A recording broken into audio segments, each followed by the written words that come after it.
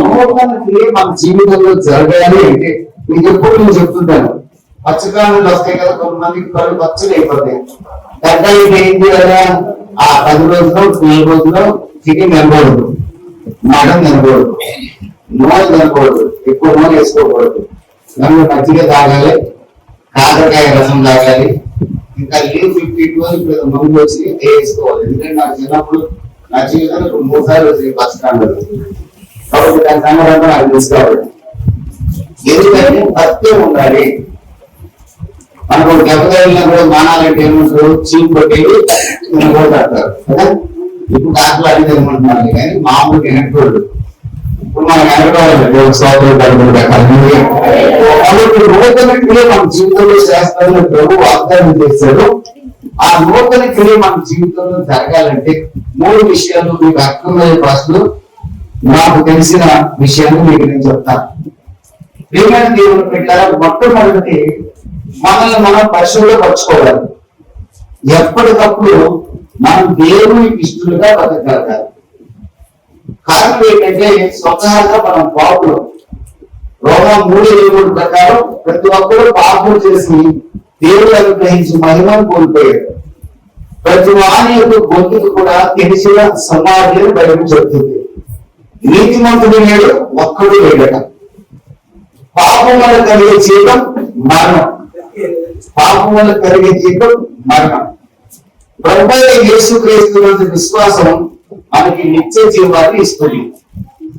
ప్రియమైన దేవుని బిడ్డలారా, మనం పరిశుద్ధపరచబడగలిగితే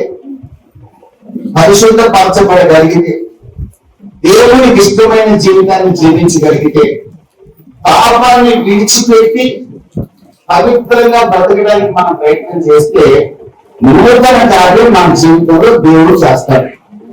యేసు ప్రభువును నమ్ముకొని బైబిల్ మన చేతులు పెట్టుకొని 4 బైబిల్ మన ఇంట్లో ఉంచుకొని కూడా ఇంకా మనం పాప ఆలోచనలు, పాప అలవాట్లు మీ జీవితంలో ఉన్నా, నా జీవితంలో ఉన్నా దేవుడి ద్వారా ఆశీర్వాదాలు పొందడం అనేది అసాధ్యం. ఈ విషయాన్ని మీరు జాగ్రత్తగా గుర్తుపెట్టుకోండి.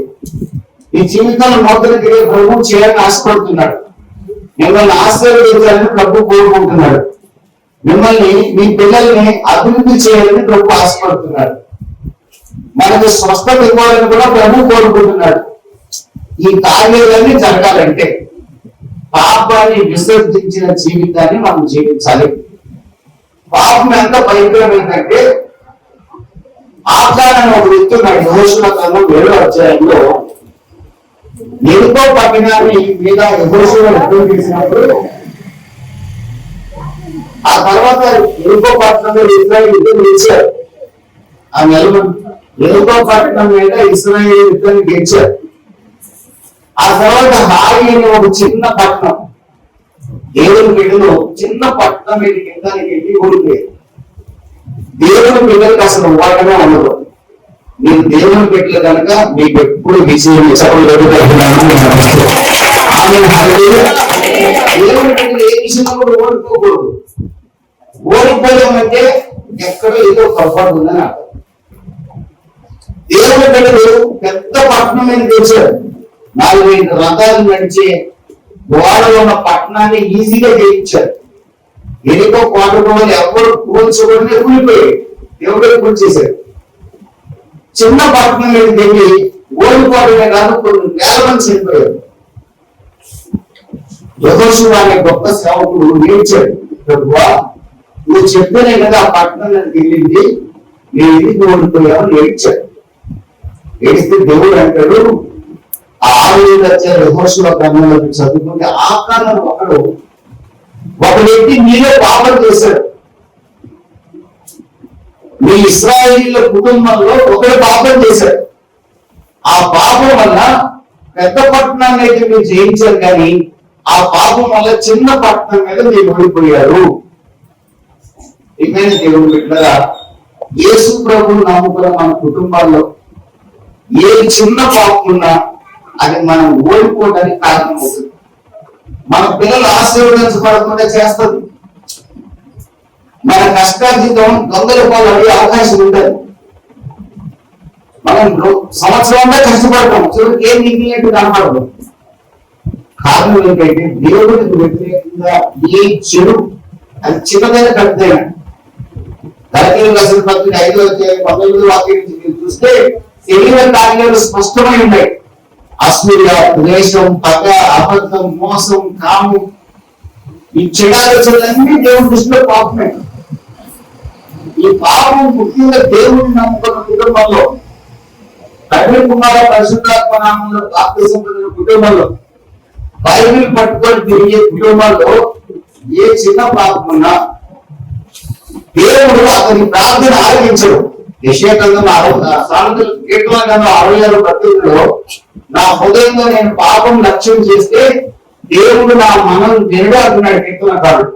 పాపాన్ని హృదయంలో ఉంచుకొని 4 బైబిల్ మన ఇంట్లో ఉన్నా మనం ప్రార్థన చేస్తే ప్రభు వినడం.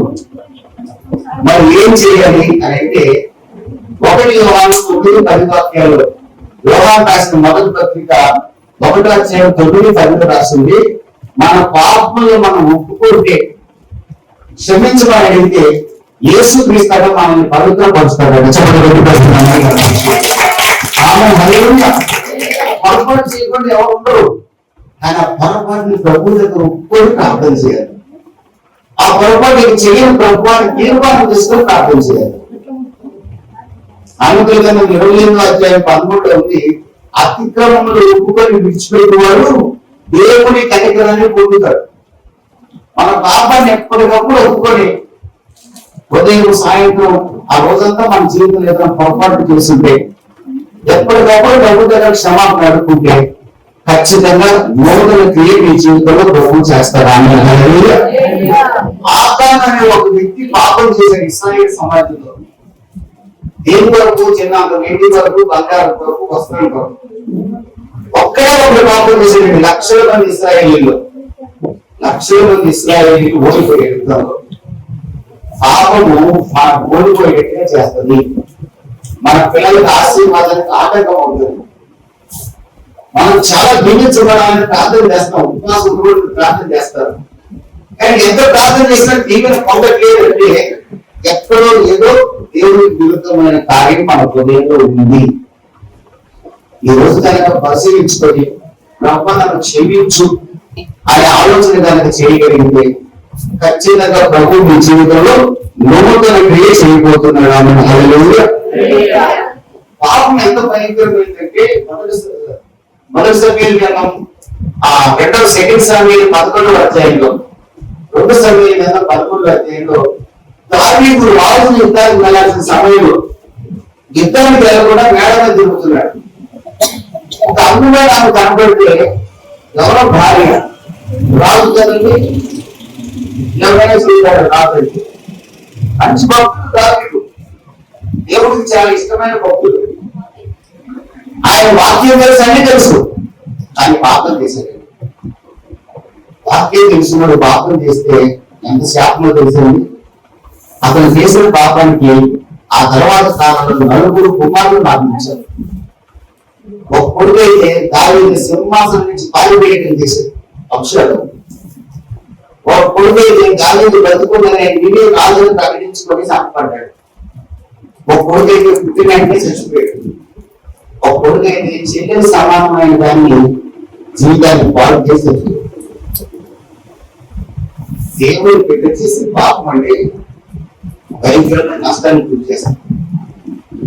ఇప్పటికే నేను చేస్తున్నామంటే ఏం చేయాలంటే, ఈ రోజు మనం బతుకున్నామంటే ఆయన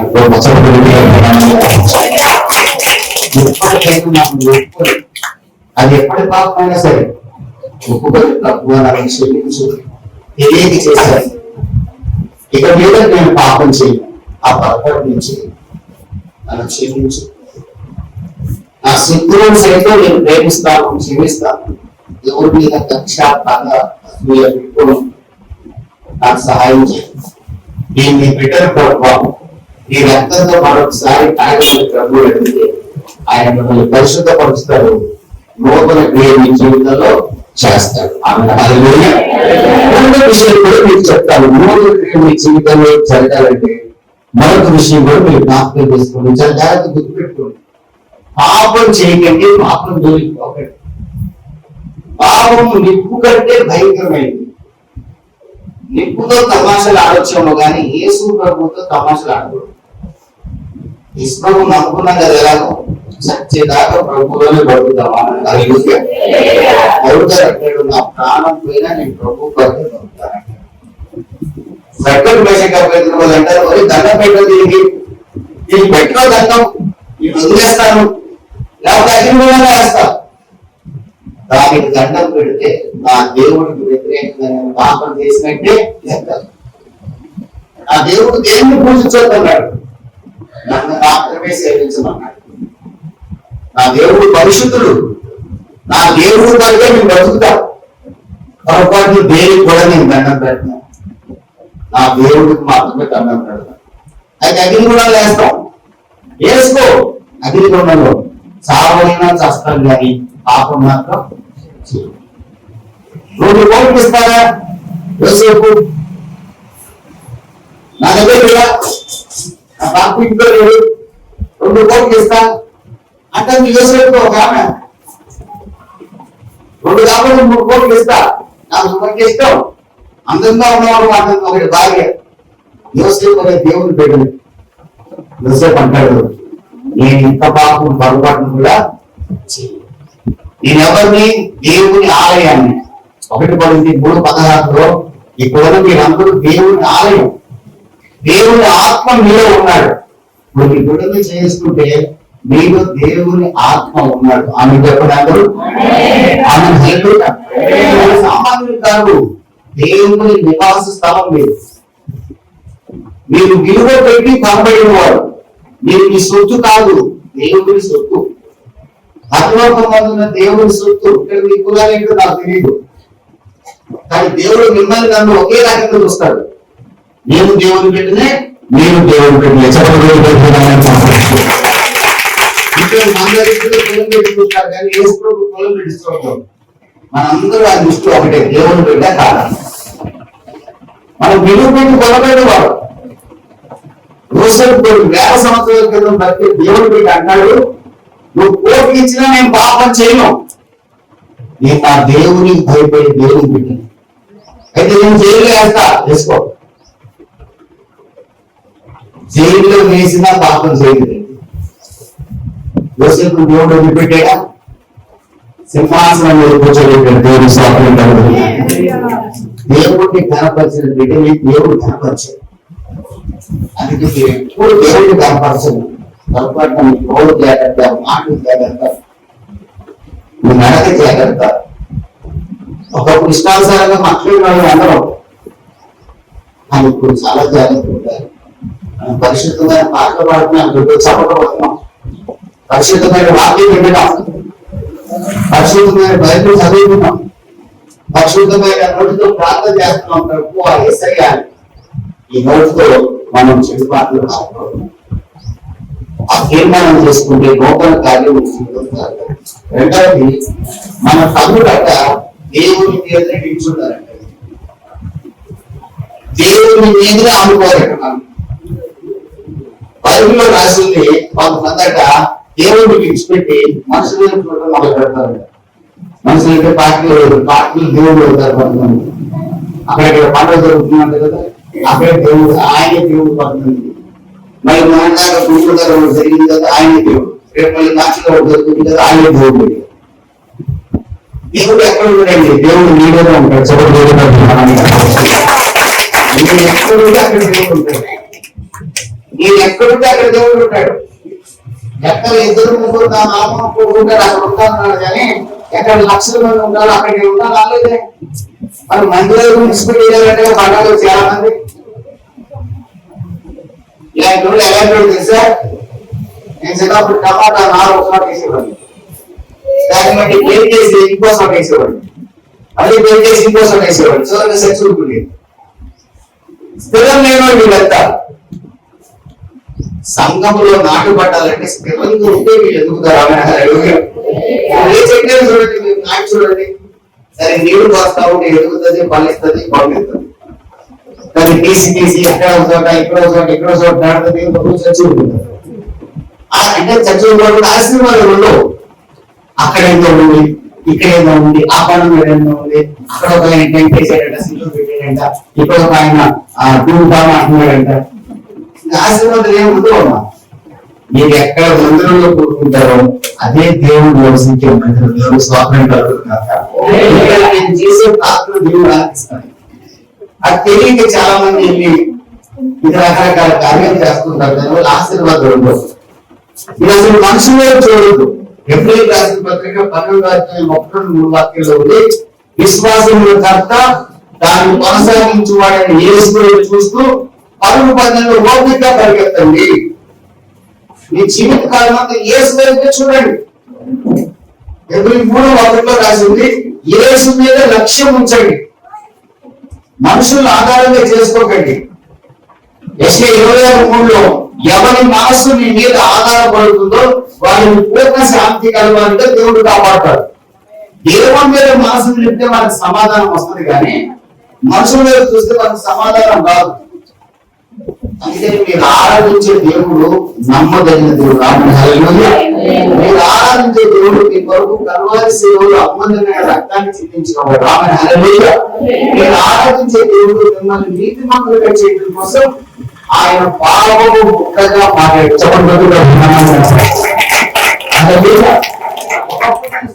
చేతుల్లో ఉంటే నన్ను దేవుని బిడ్డగా చేయడం కోసం ప్రభు యేసుక్రీస్తు అమూల్యమైన రక్తాన్ని చిందించి, ప్రభువా నేను పిలిస్తే తన రక్తాన్ని నా మీద పోషించి సాతాను చేతుల్లో నుంచి విడిపించి దేవుని రాజ్యం బిడ్డగా నన్ను మార్చాడు. హల్లెలూయా. ఒకప్పుడు నేను నరకానికి వెళ్ళేవాడిని, ఇప్పుడు యేసు రక్తంలో కడగబడ్డాను. ఇప్పుడు నేను ఎక్కడికి వెళ్తాను తెలుసా, చనిపోతే తప్పక రాజ్యం చేద్దాం. ఒకప్పుడు ఆశీర్వాదాలు లేవు నాకు, ఇప్పుడు నేను నా కుటుంబం ఆశీర్వాదకరంగా ఉండగలుగుతున్నాను. నలుగురు పెట్టగలిగే స్థాయిలో ప్రభు నన్ను పెట్టాడు. దేవుని మహిమ కలుగును కాక. నా పిల్లల్ని దేవుడు ఆశీర్వదించాడు. ఆమెను హల్లెలూయా. ఒకప్పుడు చిరుతనంతో నా హృదయాన్ని నా ప్రభు పరిశుద్ధంగా మార్చాడు. కారణం ఏంటంటే యేసు వైపు చూడండి, యేసు వైపు చూడగలిగితే, యేసు మీదనే ఆధారపడగలిగితే, యేసు కొరకే మీరు జీవించగలిగితే, మన అద్వైతులు చూడకుండా చక్కటి పైసేటం అభిజ్ఞానం చాలైనా చస్తాం, కానీ మా దేవుని వైపే చూస్తాం. ఆమె హల్లెలూయా. దావీదు అంటాడు, నేను నా దేవుడిగా ప్రార్థన చేస్తా, మరి ఎవరికి నేను ప్రార్థన చేయను. సింహాల కూడా వేస్తాను, చేసుకో, చావునైనా చస్తానే కానీ మా దేవుడికే నేను ప్రార్థన చేస్తాను. మీరు జీవితకాలం అంతా యేసు కొరకే బతుకుతారని తీర్మానం చేసుకోండి. ఎందుకండి మీరు చేసే ప్రతి ప్రార్థన ప్రభు వాళ్ళకి జవాబు ఇస్తాడు. 14:13 నా నామమున మీరు ఏది అడిగినా చేస్తానంటున్నాడు. నాకు మొదటి ఇస్తానంటున్నాడు. ఎందుకు జవాబు కూడా మీరు ఆయన ప్రేమించే విడరు. రోమా 8:25 ప్రకారం మీరు ఆయన ప్రేమిస్తున్నారు కనుక మీకు మేలే చేస్తారు. ఆయన పొరపాటు చేయడం, తను ఒక్క కుమారుని మా కొరకు కలిగి అప్పగించాడు. ఆయన బిడ్డలని మీకు సహాయం చేయకుండా ఉంటాడా? ఇంకా ఎక్కడో ఇక్కడ కూర్చొని వాక్యం వినాలని ఆశపడే మీ పక్షంగా దేవుడు గొప్ప కార్యం చేయకుండా ఉండలేడు. ఆయన చేస్తాడు. దేవుడి సోదరుడు ఇంకా కార్యం చేయాలంటే ఆయన 2 విషయాలు. ఒకటేమో పాపాన్ని చూడండి, ఒకటి రెండవది ఆయన వైపు చూడండి. నా వైపు చూడద్దు, నా ఎవరి వైపు చూడద్దు. మేము ఎప్పుడు దేవుడు రాము. మీరు హృదయం అంతా ప్రభుత్వం చూడండి, దేవుడు అందరూ బయట దేవుడితో చూడండి, దేవుడు వాక్యం చెప్తే వినండి, దేవుని మందిరాన్ని ప్రేమించండి, దేవునికి ఇవ్వాల్సింది ఇవ్వండి. ఈ కష్టాల్లో దేవుని దేవుడు అనుకుంటున్నారు ఇవ్వండి. దేవుని మందిరాన్ని, దైవ సేవకుని, దేవుని వాక్యాన్ని ప్రేమించండి, చదవండి, ప్రార్థించండి, దేవుని కనపరచండి, దేవుని మీద మనసు కలపండి. విషయంలో 46 వృద్ధులు దేవుని మీద మనసుని పెట్టారట, దేవుని పనులట వివేకునే కావాలి. భార్య అనుకుంటుంది, నా భర్త ఎప్పుడు నా మీద ఒకటి అనుకుంటాడు, వాడు ఎప్పుడు నా అప్పుగా తెలియదు. ఒక భర్త అనుకుంటాడు, నా భార్య ఉందంటే ఎక్కడేమో అనుకుంటాడు, ఎప్పుడు మాత్రం ఎంత తెలియదు. మనుషులు నమ్మలేని వాడు కాదు, నమ్మదగిన వాడు నజరేయుడైనా పేపర్లో చూస్తున్నారు కదా, ఎవరు తల్లి చంపిన కొడుకు, తల్లి చంపిన కొడుకు, నిన్న మన గౌరవం ఉంటుంది అందరికీ చెప్పలేదు. కూతురికి దాని పార్టీ దగ్గర నిధులు చూస్తుంటే చాలా అసహ్యంగా ఉందండి. కూతురికి దాని పార్టీ అంత దుర్మార్గం విస్తరించిపోతుందంటే దేవుడు పెట్టుకుని దేవుడిగా పక్కండి, దేవుడిగా పక్కండి దేవుడు పెట్టారా మీరు పనికూడ చదువులని పట్టండి. మీరే నీటిగా నిలబడతారు. మీరు ప్రార్థన చేస్తే అద్భుతాలు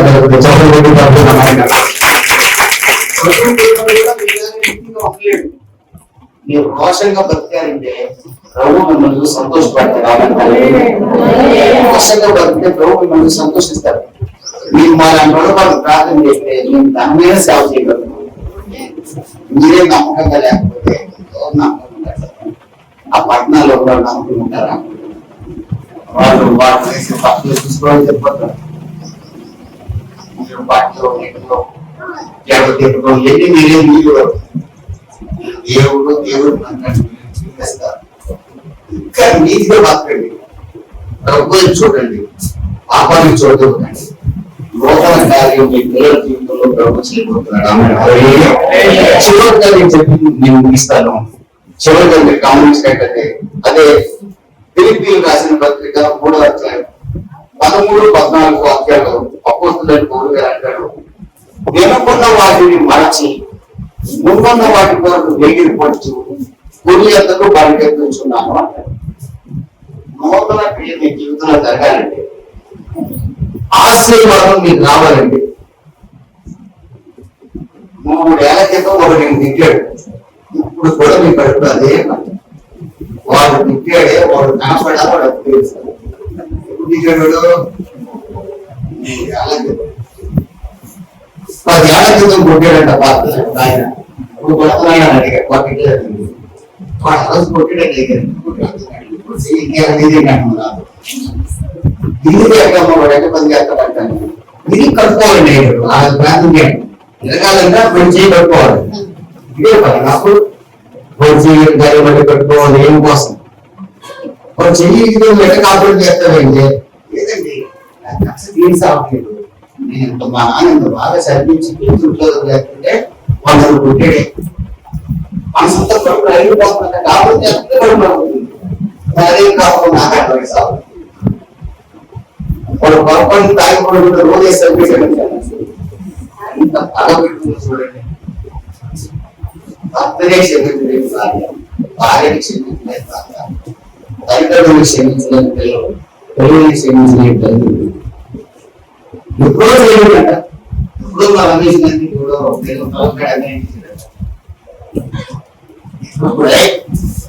ఇంకా ఉన్నాడని అక్కడ ఉంటున్నాడు.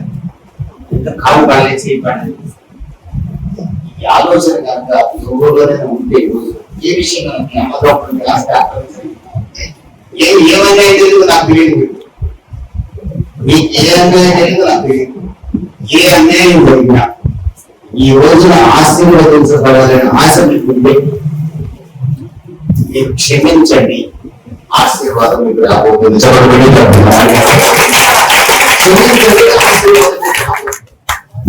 ప్రభుత్వాన్ని యేసుక్రీస్తు తన శిలువ వేసిన వారిని సైతం క్షమించాడు. మీరేం చేస్తున్నారు మీరు కనుక మీరు క్షమించమన్నాడు. ఆయన దేవుడు అంటే నేను దేవుడు కాదు. స్టెఫెన్ ఎవరంటే స్టెఫెన్ అనేవాడు నాలాంటి మనిషి. ఆయన వాళ్ళకు పట్టేవాళ్ళని చూసి ప్రభా వీళ్ళ మీద నేరం మోపొద్దు, వీళ్ళని క్షమించు అన్నాడు. నా గురించి చెప్పమంటారా? నాకు ఒక్క శత్రువు లేడు. మీకు నేను నిజం చెప్తున్నా, నాకు శత్రువు అనేవాడు లేడు. నా మీద ఎవరికైనా కోపంగా నాకు తెలిస్తే నేను క్షమాపణ. నాకు శత్రువు అనేవాడు సంవత్సరాల 2025 చెప్తున్నారు. అంత ముందు ఉన్నారేమో నాకు శత్రువు అనేవాడు ఎవరు లేడు. నేను ప్రతి ఒక్కరిని క్షమించగలుగుతున్నా. అందుకని ప్రేమైన దేవుడు పెట్టారా, నూతన క్రియ మీ జీవితంలో జరగాలంటే, నూతన ఆశీర్వాదం మీ కుటుంబంలో పొందాలంటే వెనుకున్న వాటిని నడుచుకోండి. మా అక్కగారు అంటారు, మా మామగారు ఎట్టారు, మా అమ్మగారు ఎట్టారు, నా కోరుకోవడం చుట్టుపడుతుంది, మా అమ్మగారు చుట్టుపడుతుంది కొట్టేసింది కదా. మనసులో వెళ్ళా మృతాన్ని ఒకసారి క్షమించండి, ఒకసారి క్షమించండి. ఏ పాపం మీకున్నా క్షమించి వదిలేస్తే అనుకున్న దాన్ని మరచండి. ముందు ఆశీర్వాదం రావాలి, లేకపోతే మరవకపోతే ముందు ఆశీర్వాదం లేదు. ఇశ్రాయేలీయులు నడుస్తా ఉంటే వెనక ఫరో సైన్యం వస్తా ఉంది. మా భయపడుతుంది, వెనకపోతాం అంటున్నారు. వాడు వెనకపోతే నాశనంగా, ముందుకు వెళ్తేనే ఆశీర్వాదం. దేవుడి స్వాతంత్రం కలుగుతుంది. వాళ్ళు నిలబడ్డారు. మోసే చేయాల్సింది ఏమైంది? ఎర్ర సముద్రం పాయమైపోయింది. ఎర్ర సముద్రంలో ఇశ్రాయేలీయులు నడిచి అవతలికి వెళ్తే ఫరో సైన్యం ఎర్ర సముద్రంలో మునిగి చనిపోయారు. లోతు భార్యని ముందుకు వెళ్ళమని దేవుడు చెప్తే ఏం చేసింది? నా బంగారం కేజీ ఉంది, నా వెండి కేజీ ఉంది, నా ఇల్లు తగలబడిపోతున్నా అంటున్నాడు. ఈ దేవుడు జరుగుతుందో లేదో అని చూసింది. ఇప్పుడు నేను కూడా ఈ మాట కూడా ఇది అయ్యపోయినా ఈ వాటి రాకించి వచ్చే లేట్గా పండించాడు.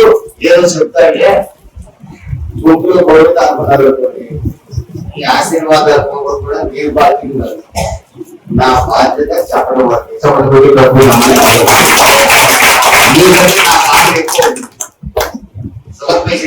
ఆకలి ఎక్కువ నీకంటే ఎక్కువ ఆకలి కానీ మీకు చెప్పడం. మీరు బ్రతకాలి, నేను బ్రతుకుతున్నాను కానీ మీరు బ్రతకాలి. మీరు స్వాతంత్రం బ్రతుకుడు లేని బతుకుతారండి. దేవుని బిడ్డ ఏదో విలువైన బ్రతుకుతారు. ఏమైనా జరిగినది మర్చిపోండి. ఈ రోజు గురించి ఆలోచించండి. ఇక ముందు ఎవరైనా మిమ్మల్ని దూషించినా క్షమించడం నేర్చుకోండి. ఈ చిన్న కష్టం కలిగినా క్షమించడం నేర్చుకోండి. శత్రువులు సైతం ప్రేమించండి, వాళ్ళ వరకు ప్రార్థన చేయండి. అద్భుతాలు మీరు చూడబోతున్నారు. లోటు దారి వెనక్కి చూసి ఏమైంది? అదే రూపులు బయటలో మొదటి దేశంలో వాళ్ళ అర్థాన్ని పెళ్లి తీసుకొని పోతున్న అంతగా చెప్పినా కూడా వినకుండా అత్త దైవమే, ఈ దేవుడే నా దేవుడు, ఈ దేవుడే నా జనం, నీవు పాతి పెట్టబడి నేను పాతి పెట్టబడ్డాను. ఇశ్రాయేలు దేవుడే నాకు కావాలని అత్తతో కలిసి ముందుకు నడిచింది. ఇశ్రాయేలు దేవుడు ఎంత బహుమానం చేయడం తెలుసండి. పోయేసి నాకు భక్తగా చేసాడు. ఆ వంశావళి చేసి రెచ్చబడుతుంది. రూపు పేరు లేకుండా యేసు లేడు. రూపు పేరు లేకుండా యేసు లేడు. కారణం ఆ వెనక్కి చూడాలి. మోయాబు దేశం వైపు చూడాలి. మా సొంత దేశం. అక్కడ ఒక అబ్బాయిని పెళ్లి చేసుకోవచ్చు. ఏం ఆలోచించలా. ఇశ్రాయేలు దేవుడు వైపు వచ్చింది. అతతో కలిసి బెత్లెహేముకు వచ్చింది. 3 భార్యలు ఆమె జీవితం స్వీకరించింది. ఆమె 3 భార్యలు మీద ఆమె జీవితం ఎవరు వస్తున్నారు? ఇక బాగుపడగలుగున్నాడు. దేవుడు వైపే చూసింది. వెనుకొని వాటన్నింటిని మర్చిపోయింది. ముందు వాటి దేవుడు చూసింది. గొప్ప ఆశీర్వాదాన్ని దేవుడు ఆమె సిద్ధపరిచి బోయాజ్ అనే వ్యక్తి ఆమె మంచి భర్తగా ఇచ్చాడు. దేవుని సోదరుడు ఇశ్రాయేలు వచ్చాయి. వర్ధలు చేసిన రాహేలుతో పోల్చారు ప్రజలందరూ. 3 వారిని ఆమె జీవితం చిగురించబట్టలు చూసి అందరూ కొనియాడారు. కారణం ముందుకే సాగిందా. ఇది కూడా ప్రభు నమ్ముకున్నారు. క్షమించండి, వెనుకలు జరిగిపోతే మర్చిపోండి. అది కష్టమే, కొన్ని కష్టాలు మర్చిపోలేము మనం. కానీ మరొకరిని ప్రయత్నించి ముందుగా వాటి చూడండి. పుల్లెదరు పైకెత్తండి. దేవుని సింహాసనం జీవిస్తారు. దేవుని సింహాసనంలో మీరు చదువులేని చదువుకున్న యేసు గొడిలో కూర్చోబోతున్నారు.